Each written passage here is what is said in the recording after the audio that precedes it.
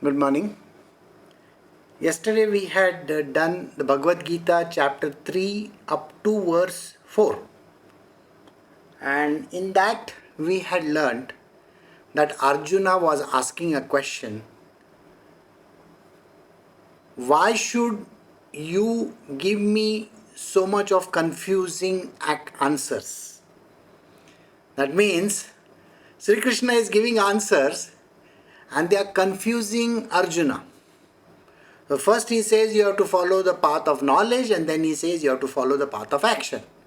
So Arjuna had asked him, please give me only one answer. I don't want 10 answers because it is not going to help me. So Sri Krishna is answering him that man can never be free from action.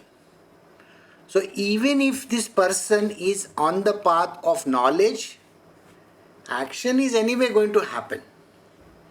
You have to continue to do the action.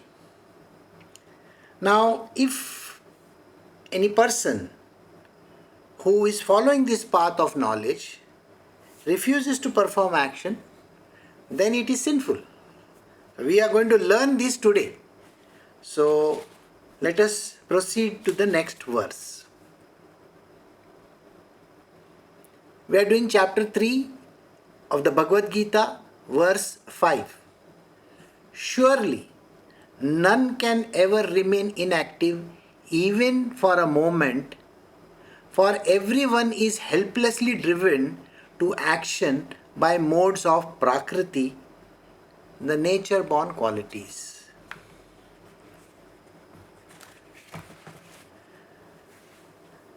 Inactivity is something that can never be achieved by anybody. Suppose you become inactive. What is inactive in this world? Stones are lying around here and there. And there are various objects around which are just inactive. They are just lying over there. Can they do action on their own? No. No. Human beings have to perform action. And this action has to be performed, come whatever may. So what does this action mean? The action is from within. The mode of Prakriti, what are the three modes of Prakriti? Sattva, Rajas and Tamas. They are within the human nature. Human being is full of these three qualities. Some are predominant and some are passive. So the active principle and passive is there inside the human being. So he can be actively sattvic, but he can be passively tamasic. Doesn't matter. The three different kinds of modes are distributed in that human being. Sri Krishna is telling Arjuna, please understand, you cannot do anything because your body is going to perform those actions. You will be driven by your own nature to perform the actions. How many of you have seen me when I keep on provoking people? I'll keep on prodding them because it is in their nature to respond. You got it? The human nature is designed like that. You keep on prodding a person and keep on irritating that person, finally the person has to react. He can try his level best. I am not going to say anything, but nature is driving you to answer back. You understand? You see, even when a child is being reprimanded, you may say, oh, the teacher is reprimanding the child, or the father or the mother is doing that. The child is quiet. Maybe he is listening to everything. No, he is only quiet by his outer appearance. But inside his mind he is seething. He is going to be reacting. Maybe not today, the reaction may come tomorrow. If there are siblings, you will find that one sibling is beaten or something like that. He will go and beat another sibling. It is so common.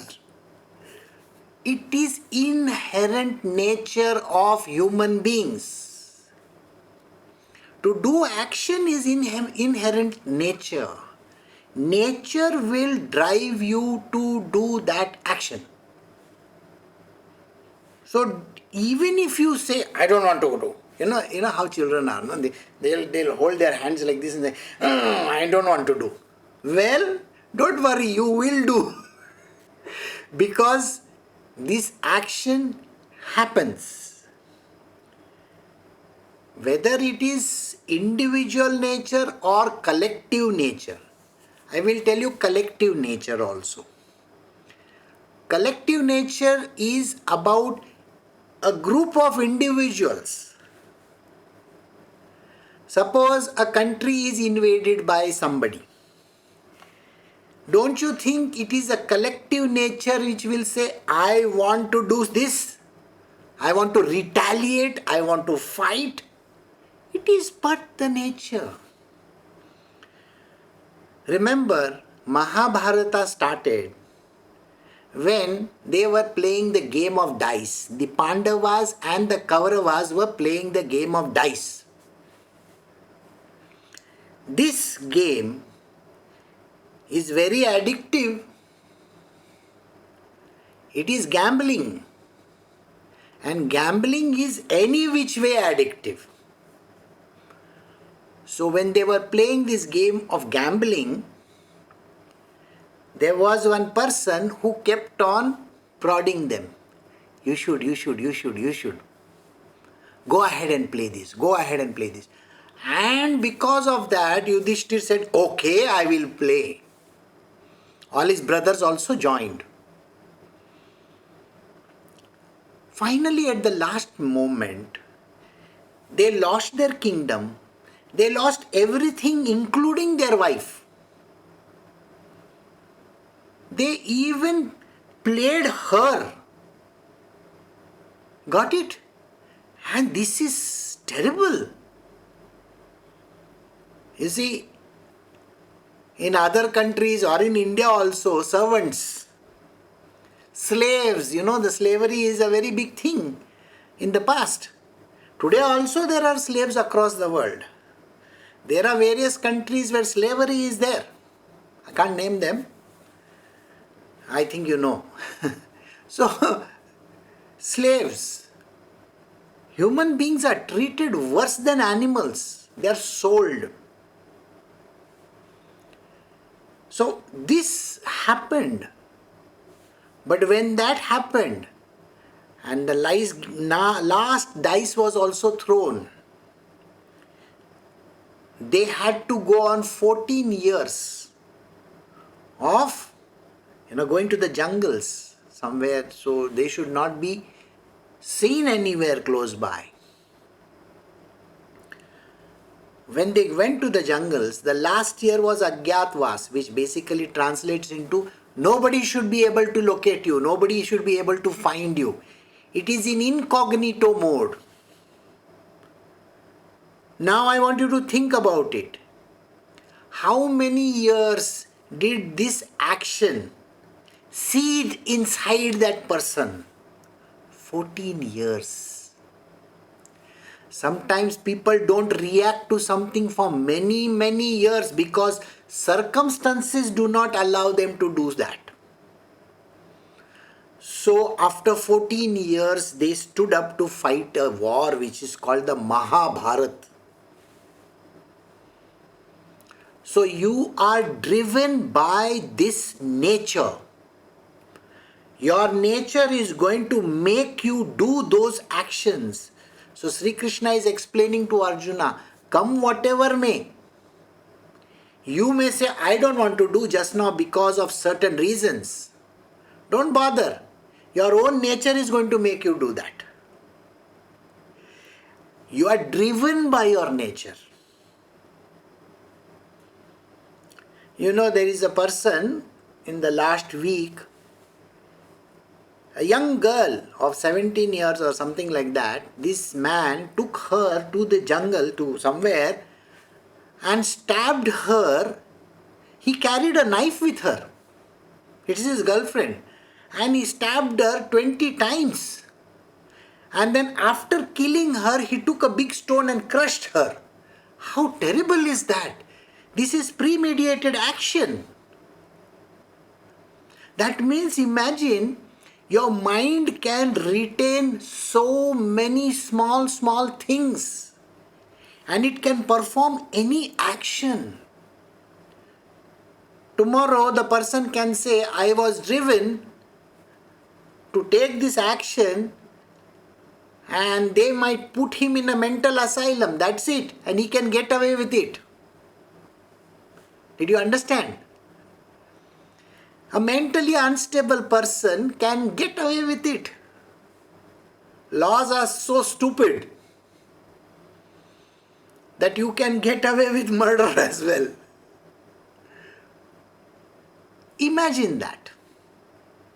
So Sri Krishna is telling Arjuna, even if I tell you that knowledge, a person who is on the path of knowledge, Sankhya Yoga, is supposed to sit in one place and meditate and keep on learning all these kind of things. But don't worry, he's supposed to take action also.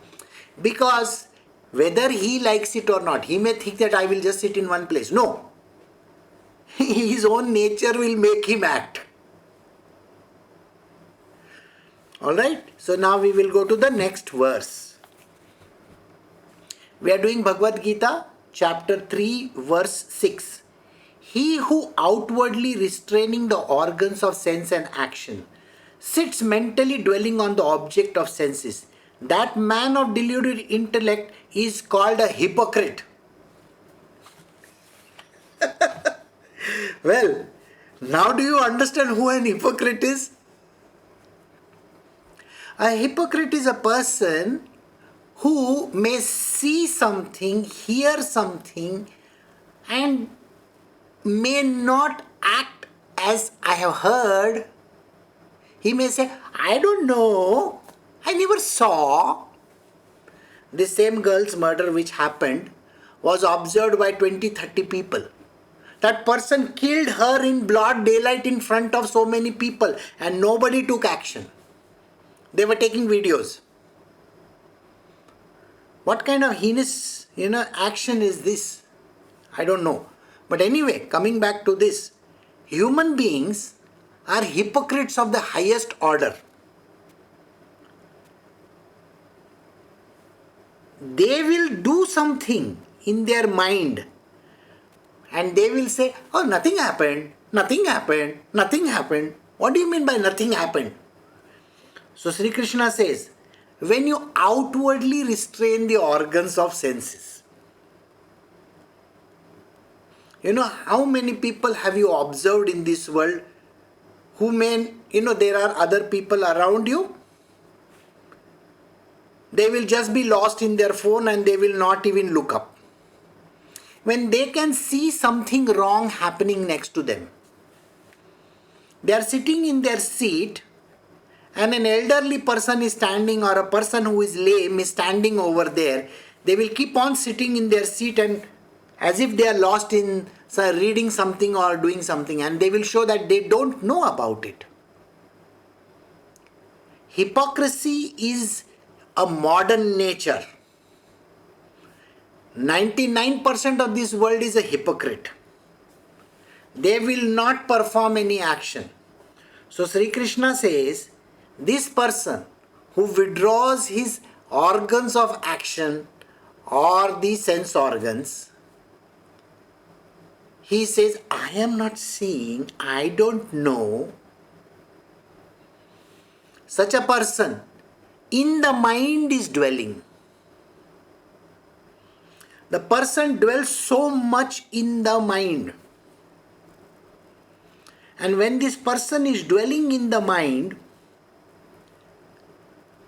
he still doesn't perform that action. Such a person who is dwelling only in the mind is having what is called as a deluded intellect. I will tell you something in this satsang also. The reason why when I am talking about something, a question comes up. It is related to your own life because you are going through that stage in your life or something is happening to you. You are still dwelling in the mind, saying that, oh my God, he's exactly putting his finger where I am going through this right now. That person who only dwells in the mind, a person who dwells only in the mind has a deluded intellect. And such a person is called a hypocrite. Do you understand? Don't keep on dwelling in the mind because the mind is not good. It is going to give you all the wrong answers. The answers which your mind can give are so wrong. Let us take a case where a person has gone through a miserable time in life. This lady whom I know, she went through literal hell for 4 years. And then one fine day, she wrote a letter. Just before she was going to take the final action, she called me. I asked her, you are destroying your life for some idiot in your life? Some person who has ditched you? Your beautiful life, you are chucking it away because of some other person? And 4 years your mind has been talking, chatting away to glory. Don't you think it is important to take help? Don't you think it is important to talk to someone and get the whole thing sorted out? Why is it important to go after this one man? Do you think there is only one man remaining in this world? Don't bother. And is that the only thing that you are after called relationships? First have relationship with your own self. You are not alone. Your body is a vehicle. Your relationship with your body is extremely important. If your body is performing well, your relationship with the body will progress properly. But if your body is having a problem, connected to the mind, connected to the intellect, connected to the senses, sense organs, you name it, that relationship is going to deteriorate. First, consider yourself and then think about the world. You owe it to yourself first. So after I gave her all this advice, she dropped the whole idea. Next morning she came to meet me and she said, thank you Guruji, you saved me. I said, you are a very intelligent woman. Please don't do this kind of stupid mistakes in your life. You don't know how much you will have to suffer after you are dead and gone, which you don't understand. Nobody realizes what happens after death. You have to be born again and again and again and again. How many times? Nobody knows. We are only bothered about this life. What about the next and the next and the next and the next? In this life, if you are, say, your problems are 10. Next life, they will be 100. After that, it will be 1,000. You think it is going to lessen? No, it's going to increase. Exponential. It's going up. Exponentially, it will go up. Why do you want to suffer? So now, Sri Krishna says, such a person who doesn't respond but only thinks and talks in his mind is having a deluded intellect, an intellect which is all muddled up, because you are incapable of finding the answers yourself. You know what is the meaning of the word guru? The one who removes the darkness, which means the darkness of ignorance. Person who shows you the light towards a better future. A guru's job is not to put somebody into trouble. Guru's job is to ensure that you get out of the trouble. And for getting out of the trouble, there are too many steps to be taken, not just one step. Okay? Not terminating your life is not the step.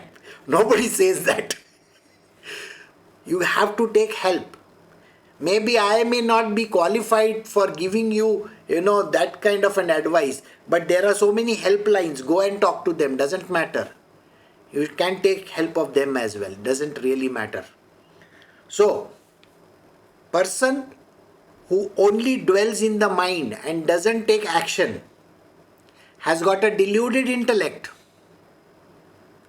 And such a person is called a hypocrite. Got it?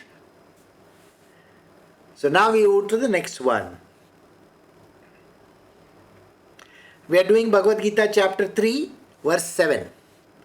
On the other hand, he who controlling the organs of senses and action by the power of his will and remains unattached, undertakes the yoga of selfless action through those organs. Arjuna, he excels. So on the other hand, he is giving a picture of a person who is a true yogi. Who is a true yogi? A true yogi is that person who will perform the action. It is a duty to perform the action.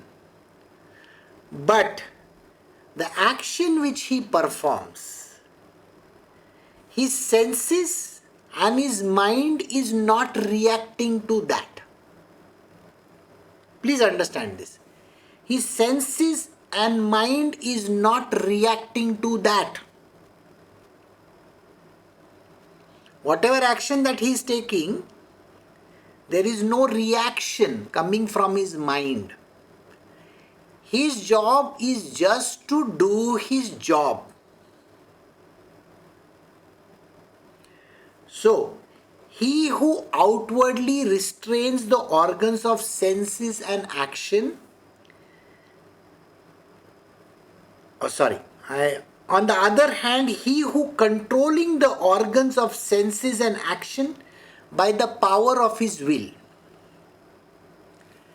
You have to control your senses and the action that you perform with your own will. There is no God going to come, God please help me, I don't want to do this. No, there is no God going to come from somewhere to help you that don't do this, like that. He is not going to say that. It is your own will. You have to make tremendous amount of effort to restrain yourself. Got it? I will give you the answer from Mahabharata itself. So there is a person called Dushyasan. Dushyasan, the moment the Pandavas have lost their wife,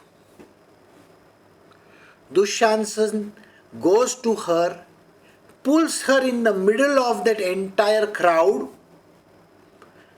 Now, this is a place where all the kinsmen are sitting. On the main throne, there is a throne over there on which the father is sitting, Dhritarashtra. Next to him is Duryodhan, and right around them are all these great Maharathis. Bhishma Pitama, Karna, Kripacharya, you name it, everybody, Dronacharya, and the hundreds of others guys who are there, they are all sitting. And these Pandavas are sitting in one side. And their wife is being pulled in the center of that stage. Everybody is watching. Everybody is watching. Now, whoever is watching doesn't even lift their finger to go and do something about her, including the Pandavas.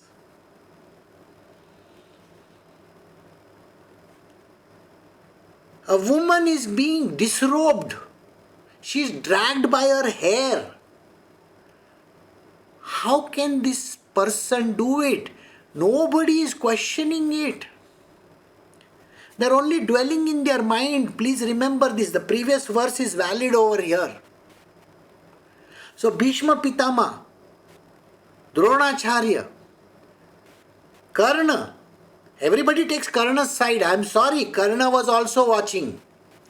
Duryodhan, Dushasan, Yudhishthir, all his brothers, everybody is watching this atrocity being done to this wife of theirs.